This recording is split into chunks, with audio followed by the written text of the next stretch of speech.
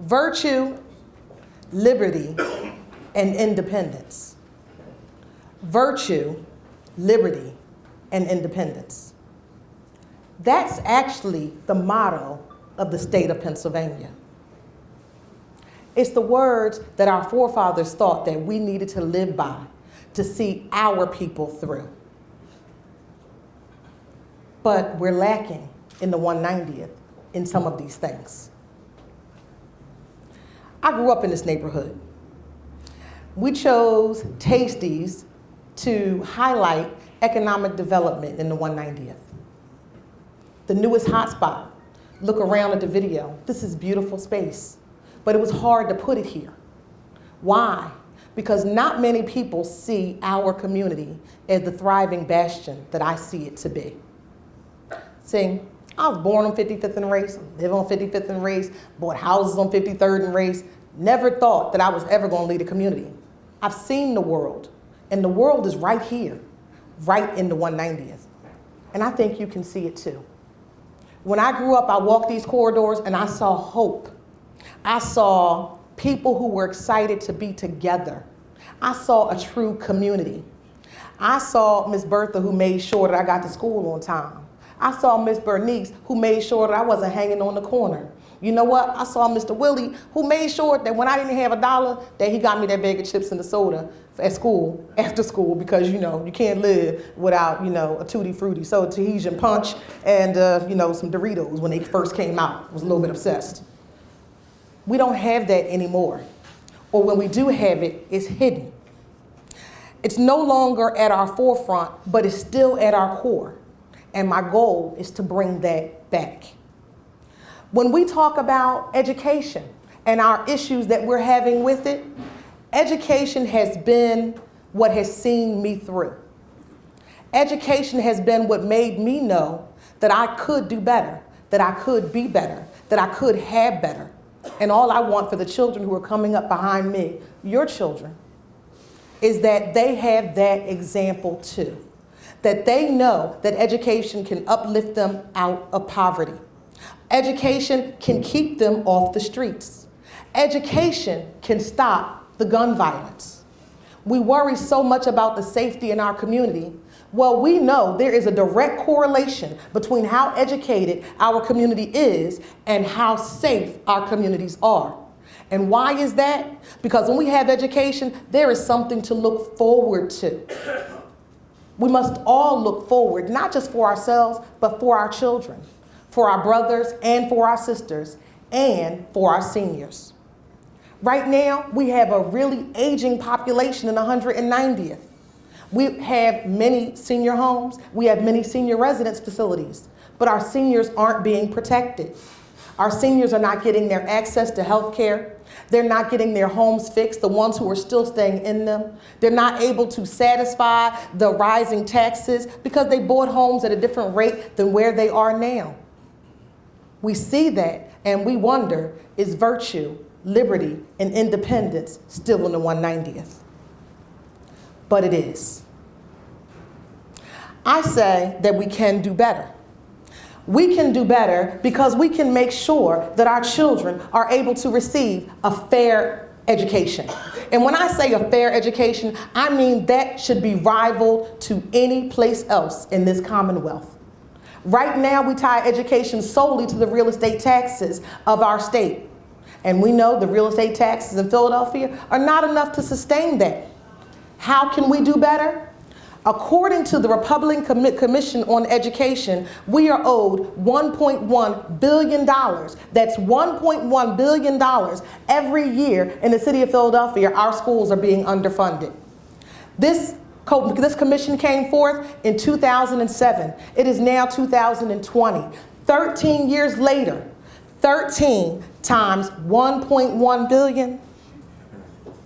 Do you think we can't get our schools there? Instead, we spend our time fighting. Is it public? Is it charter? Where's the access? The issue is fair funding and access to education for every single one of our school children. We need to know. We need to know what these curriculums are. We need to know that they can compete on the world stage. We know our economy is global. It's not just about what's going on here and down the street. It's what's going on in California. It's what's going on in Hong Kong. And you know what? You can learn this right now in your living room. But our kids need to have Wi-Fi. They need to have access to internet. Those are the kind of things that state funding does. I work with a program called Achievability. It was my first time ever being on a board. I was the youngest board member actually in the city of Philadelphia ever. And Achievability is a self-sufficiency program designed so that we can break the cycle of poverty. And you know what Achievability focuses on? It focuses on education. We are educating holistically. And this actually touched my heart and my spirit because you may not know, those who don't know me know, that our mom actually was the executive director for what at the time, or actually over the course of 35 years, became the largest Head Start program in the city of Philadelphia. Head Start is about holistic education. It's about teaching the parents to advocate for our children. It's something that we don't have now. Do you know how people call me? Because their issues are, well, my child has an IEP and they won't give it to him. Well, my child is in a school and they've labeled him as a behavioral issue. And now they're being kicked out of the local school. Well, my child needs additional assistance in the classroom and has a plan for it, but is being violated. What do I do now? Those parents need to be able to advocate for their children. Head Start did that. So I know how it's done. Because I worked with Head Start, I'm still a member of Head Start Alumni Association, and I'm still working on those policies to make sure that our children are receiving that wraparound education. What else do we know? We know that our children, our families cannot survive without adequate health care. Y'all know this is the biggest issue in our country right now. How are we going to fund it? Where are we going to get it from? But we have health care. Philadelphia has a phenomenal healthcare system. Some of the best hospitals in the country reside here. But in the 190th, we just received news that our local hospital is going to be closing. That is not only a healthcare issue, it is also a job issue, but it's also about vision. Remember, virtue, liberty, and independence? One of those reasons that I always felt like I could excel was because, again, when I was growing up in the 190th, you know, we had Judge Dandridge across the street. We had Mr. Cotty, the lawyer who was living at the corner. Now, when I told people that I was really willing to run for this seat, the first thing they said is, we got a lawyer living in the 190th, you sure? You sure you live there? Bring me your voter registration. Because they don't believe that people who look like me, who do what I do, who've achieved any kind of success, think that the 190th should be home. But you see, I do.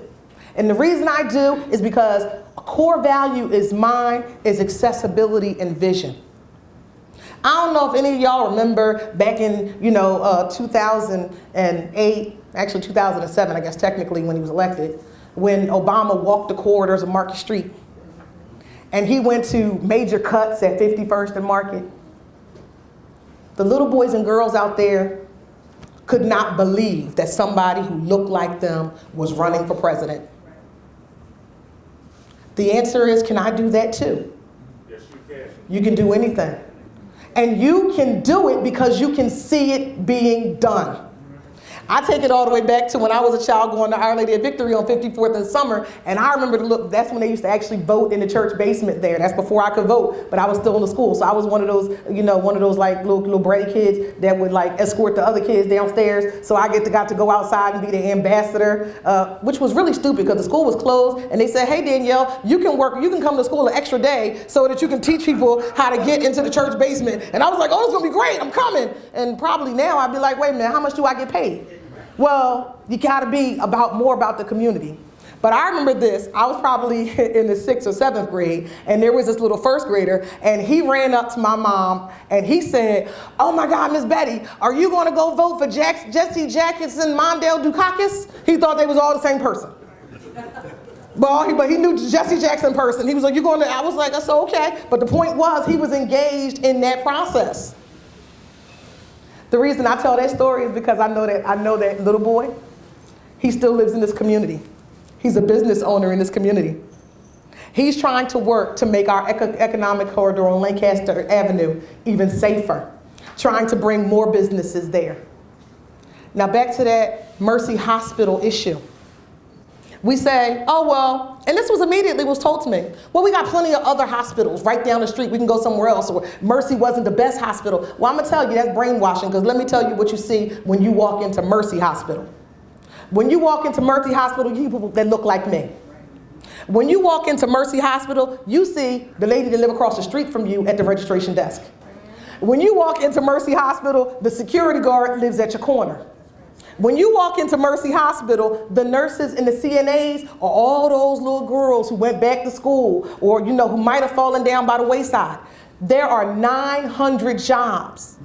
88% of them are going to come out of this community all at one time, and we're going to have to find some place for them to go. Hospitals don't just get to close. They are licensed by the Pennsylvania Department of State. The Pennsylvania Department of State actually has laws, rules, and requirements for what you have to do to be a hospital, what you have to do to stay a hospital, and what you have to do when your hospital wants to leave. My question to the people at Trinity Health Systems, have you exhausted all of those means? And I'm going to say they haven't, because we have a hospital that is functioning $35 million in the black at Mercy Hospital. This is not This is not the Hahnemann Health System. This is not a hospital that's going under. This is not a hospital that has not seen renovations in 20 years. Y'all know they just redid the trauma center, but they're willing to move this, close it down so we don't have access. And I'm gonna tell you, I smell condos. Yes. Yeah. 54th and Cedar Avenue, I'm sure y'all have heard about that $400,000 row home at the corner. Yes. It's right across the street from the hospital. Yes. Tell it. What are we going to do? How are you going to be able to protect yourselves? Well, how you're going to do that is you're going to have a state representative who's going to understand those laws, who's going to be able to interpret exactly what was put before them in this proposal to close this hospital. You're going to have a state representative who's going to tell them that, you know what, we can do better. Your proposal just is not good enough. When they come before us and tell us about the education that our children don't need and don't have access to, we're going to say, you know what, you can do better. You can do better because you can put forth a program that actually takes into consideration the culture and the history of this community, that takes into consideration the needs of the children, so that our children will know better than that we are to be raised in violence and hopelessness. We're going to tell our education system that they are going to live up to the motto and the creed of this here Commonwealth and tell them that virtue, liberty, and independence means that our children need to be educated. That virtue, liberty, and independence means that we need to have fair and equal access to health care. Now let's talk about those economics. We have a predominantly minority community. And we've been led astray and told that there's no money here. But I'm going to tell you, one of my bar friends told me a long time ago, and I live by this. All the money in the hood, you just got to know where to look. That's right. He said, you ever know that we got a recession and we still having fish fries and we still at the bar on Friday night and we still selling Tide at the corner? Because black people will make a way. We are a resourceful people. Yes, we are. We find the money in the hood. And you know what? And it's at those times that we actually recycle our black dollars back in the community. So I need to take some of those that hood mindset and send that to our economic corridors as a whole. And how do you do that? You help to stabilize these communities. We've been designated as empowerment zones on Lancaster Avenue and part of 52nd Street. Y'all see the development that's occurring in West Park, looking at the shopping center. You know that they want to take down the West Park projects. I smell condos. Exactly. And that's going to displace our people. How can we do better? We can do better by making sure that we have a part in what is being brought to our community, that we have a say. Y'all done heard about these RCOs and the power that they have at zoning. What I would like to say is that we're going to look at them as an economic development interest. So let me tell you how. Everybody wants to fight development. And I say, you don't fight development. It's not that we don't want it. It's that we don't want it to happen to us. We want it to happen with us. We want to be a part of our community's growth. We want to benefit from our community growing. We want schools that are healthy and safe. Those RCOs, they've actually been doing something called CBAs, Community Benefits Agreements. The community benefits agreements, what's the problem with them now? So on one side, you got the big developer, and the big developer got what? A big lawyer. And on the other side, you got the RCO, and guess what the RCO doesn't have? A big lawyer. So are you really at the table making a real contract? Both sides need to be equally represented. So I see it kind of like a divorce. And you guys may not know this. So when Melania Trump divorces Trump, because we know that's going to happen as soon as it's over. So when she divorces Trump, the first thing that's going to happen is Trump going to have to pay for her a lawyer to get divorced, because he's the one with the money. So, Mr. Developer, you want to come into the 190th and you want to develop something, you're going to pay for this community organization to have a lawyer so they can come to the table in fair collective bargaining agreements. I am for the full restoration of rights. The full restoration. That means I don't want to hear nothing about they got a felony conviction. You let them out, they out. I don't want to hear nothing about, it was a particularly brutal crime, so you don't get to sit on the jury. I really don't care. It's not my fault to judge how brutal the crime was, because you know what? We don't go back to the facts by facts case. So you want to sit in the jury room and actually relitigate your case? No. The full restoration of rights for those who have been convicted. Because you know what else? Think about it. Therefore, but the grace of God go I. I told y'all, I came up in this neighborhood. I'm sure I did some things, I probably didn't do some things, but I'm sure I did some things that could have landed me in somebody's jail at one time or another. But I'm going to tell you, I had to fear Betty Dowdy and Dorothy Dees, and they told me you got one time. But I'm going to just say, everybody doesn't have that. Sometimes you don't see a way out. And you cannot be just a victim of that crime for the rest of your life. And the reason I'm looking towards that is because it's not just about those jury services. Now it also becomes about your additional aid. Y'all see all the time politicians come in and they want to do these expungement clinics. Y'all see them all the time, the expungement clinics? We spend all our time expunging. We're going to expunge, come down to the expungement clinic. Do y'all know the expungement clinic don't help you do nothing? And I'm going to say it like that, don't help you do nothing. Why don't help you do nothing? Because what can you get expunged? Your traffic ticket. You can get expunged the time you got locked up. You can get expunged the 3 times you got locked up. But you can't get expunged anything that was actually on your record. If you were convicted of it, it's stuck on your record. And you know what? That means that when you're 65, that's going to affect your Medicare benefits. It's going to impact your housing benefits. It's going to impact where you can live. It's going to impact what nursing home you can go to. It's going to impact an awful lot. So instead of that, I want to follow in the footsteps of John Fetterman. I say we need to have a pardon party. We need to help these people with the pardon process.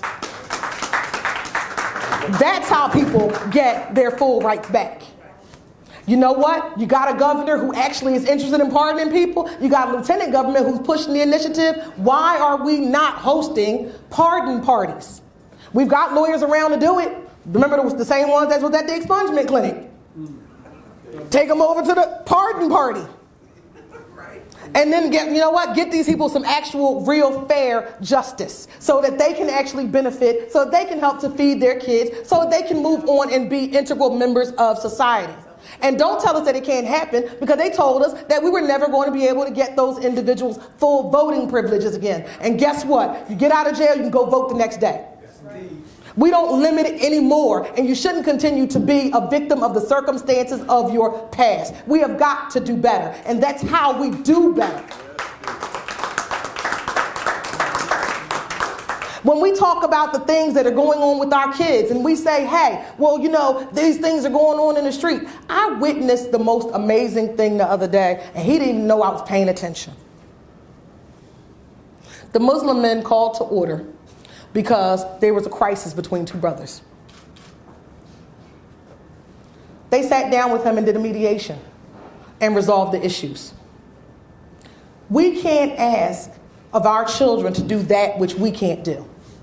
We need to be able to come together to resolve our issues. We talk about the gun violence, but we talk about it from on high. I ain't never held no gun. Well, actually, I know I'm lying to you. I did. When I was at DA's office, they gave me a gun. I fell backwards. I said, oh, that's enough of that. And then I had this scar on my thing, the little bruise. I'm like, y'all got that. AK-47 is a dangerous thing. I don't know why anybody want to touch that. That hurt. I'm too cute for that. Might break a nail. But I'm just saying, if you're wanting to tell these kids to get the guns out of their hands, you need to have them have access to some people that had some guns in their hands. Some people who know why they had guns in their hands. Some people who understood the hopelessness that put guns in their hands. The answer is not come talk to Danielle Patterson because she a bastion of hope and dignity. That's what you do next. You need to put some people there who've been working one-on-one at the grassroots level of the streets. And that's what I propose. We need to empower our local agencies, those people who've already been getting it done, to go out there and keep it done. We need to make sure that they are front and center and visible. We need to fund those organizations. When we're looking at our state budget, we need to look at those organizations when we talk about gun safety and gun violence. Now, how do we do that? Again, we need legislators who understand the law. And the reason I specifically say that is because very recently we passed some gun legislation that looked great on the face. It looked fabulous. Which this $2 million going to come into Philadelphia and we're going to do all this and we're going to do these things. And you know what? The Republicans got their hands on it. And the Republicans put some fabulous caveats into those monies that were coming into the initiatives. And the biggest caveat in the initiative is that instead of one bite at the apple, now the Attorney General gets a second one. So anything that Krasner decides that he's not going to prosecute, that now the Attorney General's office can step in and do. So Philadelphia, you had your rights violated because Philadelphia overwhelmingly came out and stood up and said, we want social justice reform in our communities, and we put a DA there to get it done. Whether or not you agree with it, that's what the people voted for. And now, that doesn't matter because the Attorney General can step in and decide to prosecute. And what did our legislators do? Our legislators voted for it. When that bill actually was proposed, it wasn't just for Philadelphia. It was the 5 deadliest counties. So, y'all know be going down in Scranton. Y'all hear about it. Y'all know that the meth is coming from Bucks County. Y'all hear about it. But guess what? Their state reps made sure that this bill only applied to cities of the first class. That means Philadelphia only are the ones who are having this particular right taken away from its citizens, this particular right taken away from its DA's office. When you have legislators who understand the law, who understand contracts, who read the law, who interpret the law, you get better laws. That's how we do better. I've stood here for quite some time, and I've told you that you can do better, and I've said to you that you will do better. So how will we do better? First of all, we're going to come together. I don't know all the answers. You do. You're the ones on the front lines and on the streets, walking the streets every day. You're working with these kids. You're working with the seniors. You need to tell me, as your state rep, if you choose to elect me, what it is that we need. You need to provide me with different ideas on how we can get it done. You need to self-identify those agencies who are already doing the work. You need to tell us where you've actually seen it being effective. I need some personal stories so that we can take it back to the state legislator and say, hey, we know this has been working because of this. We know that economic development is happening because Dolly's Boutique opened on Germantown Avenue, and she said, now I can continue to exist and move into the new Gallery Mall, and I'm never going to call it the Fashion District. Why do we know it? Because we had testimony that was able to show us and identify local businesses whose economics were such that they could uplift the community. And now we've got 6 people working down in the Gallery Mall, all with a black woman-owned business that, dresses me phenomenally, I must say, and tells you that we can do better. And you know what's most fabulous? She trains her staff so they can be able to uplift and do the same thing. Mama wants to push them out on the streets and on the wings and make it so that they can do better personally. I'm very proud of you, Shani. And you know what? What else? I talked to Chef Devon back there, and she talks about her culinary skills and how she started at a truck on 52nd Street. And she moved into this fabulous space. Well, did you know that Tasty's Wilmington is coming soon? A whole nother building that's going to provide economic development in other oppressed community. But you know what else? The training is occurring right here at Tasty's Restaurant on 52nd Street. These young brothers and sisters who are working back here, they may be our next business owners. Next door, we've got a whole vegan restaurant on the strip. It's vegan-ish. And I'm gonna try the ish part because I don't know about that vegan stuff. But I'm gonna go over there because it's another fabulous building. But I like the fact that they're promoting health and nutrition in our community. A different way of looking at things. Why? Because we know our community is plagued with diabetes and high blood pressure. You know, I'm a little fat, even though I feel like I'm fabulous. You know, I know these things. We know we've got a young sister who has started an actual boot camp and workout on 60th Street. We're bringing back because we're learning and we're determining that we can stay here because together we can do better.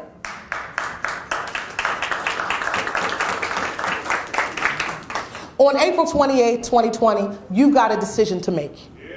We have a community that has been in shambles. We've been destabilized. We failed to get energized. We failed to investigate our candidates. And I'm going to tell you, please investigate me. I want you to know who you're voting for. I want you to understand who you're voting for across all elections, not just this election. When you step up and you hear every 4 years, oh, it's the president. Well, I'm telling you, the state rep has much more to do with what goes on in your life on a day-to-day basis than what's going on up in Washington. You want to be protected? Make sure you know who your local representatives are. Make sure you understand the agendas of your city council people. Make sure you actually understand what your state senators do. Make sure you understand who's funding these various campaigns. Make sure you understand what past successes they actually had, not just whose friend they are. Not just what organization they're a member of. Not just whose family name they happen to carry. You need to understand who these people are, and you need to hold all of us accountable. I will tell you that when I open my office, I want to staff it with local community. I plan to be in my office. But more importantly, everybody knows how to contact me because I walk these streets. I don't disappear. I'm in the same place. I remember when I ran for judge, a young lady knocked on my door and said, "I can't believe you live here." She was amazed that I actually answered it. But I answer it so that other little boys and girls who are in my neighborhood, who look like me, who come from where I come from, can see success in their community and they know that they can be better.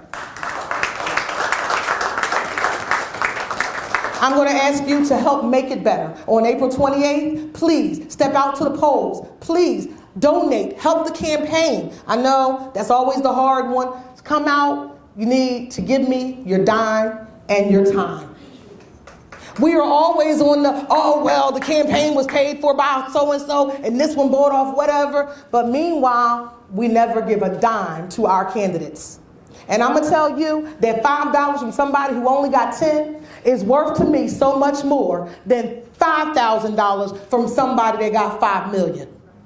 Because you are personally invested in that $5. You worked hard for it. You sacrificed for it. And I am so happy and proud for those people who have given me those $5. I mean, I like the people that gave me $55,000 too. Don't get it twisted.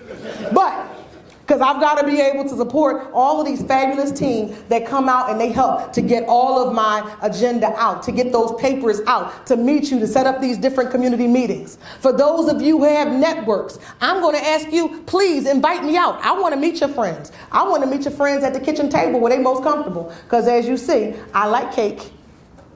I'm right here to eat some with you. I want to tell you that I want to come to your church organization to Mama's Day, that I want to be able to know what exactly it is you want in your community for your community. That is how we do better. And on April 28th, I'm going to ask you to help me help you do better by voting Danielle Patterson, Democrat, for state representative of the 190.